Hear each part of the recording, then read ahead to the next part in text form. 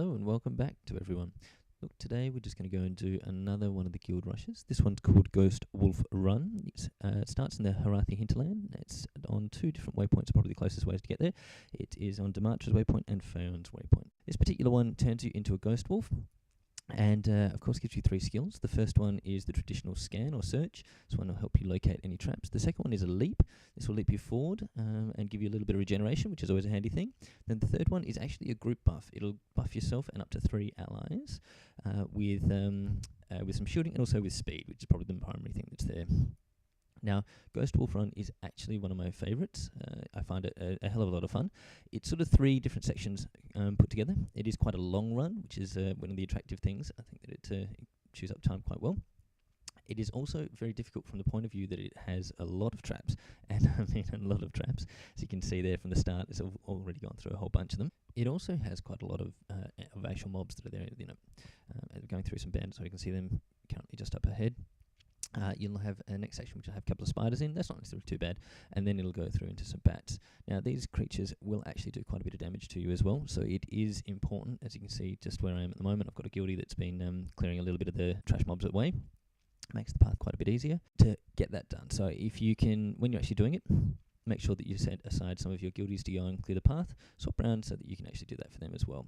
As you can see, you do need to actually use and actively use your scan as much as possible, and also make sure that you can use a couple of your leap skills. Now, here's a little bit of a tip and a trick. Where you can see, obviously, the flags that we need to go to up ahead, just on this little cliff face or hillock. And off to the left, you can also see the next flags that are there.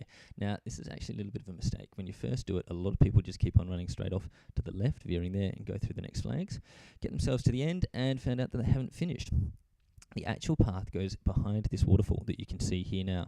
This will take you into the second stage and second section of the actual run. It's a fairly simple and easy part. You can just basically run through it. There's about 3 traps, as you can see. One just at the start coming up and scan about now. Yep, beautiful. And then there's a couple further on just up around the corner. In terms of creatures, I think there's only 2 spiders.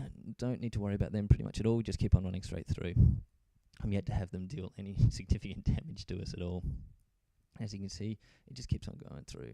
But if you don't go past here, as I say, you'll get to the end. You'll find that you haven't completed the actual mission because you haven't gone through all the actual banners, and you'll be coming all the way through again, which is never fun for anyone. So with this particular run, as with all of them, you need to complete it 15 times, or no, that's either done by yourself 15 times or with your guildies. Just remember that you can do it multiple times, each individual. Now, you do only get the loot once, but ultimately you need to complete it the 15 times so that your guild gets the commendations, the merits that's there, and also the influence that goes along with it.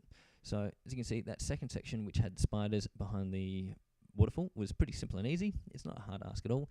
But then you come into the third section that's here. Again, this is laden with traps. As you can see, I've just walked over one of them now, and it can be quite complex.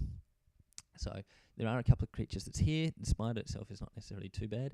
As you can see there now, I do recall that I was trying to do something tricky and seeing if I could get around the right-hand side of that post. Obviously not, so I look like a little bit of an idiot, but that's fine.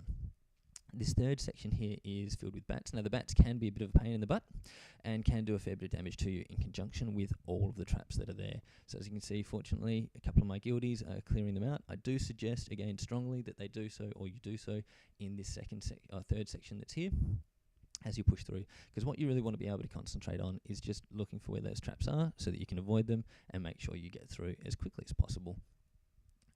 As you can see, there's not long to go now. Last couple of traps that's there. You can see battle going on in the distance. And through. Oh, last little trap, unfortunately got caught in that. And you can see the final flags just ahead of us now. So in this last little turn here, there is no further traps, and shouldn't really be any of the actual creatures either.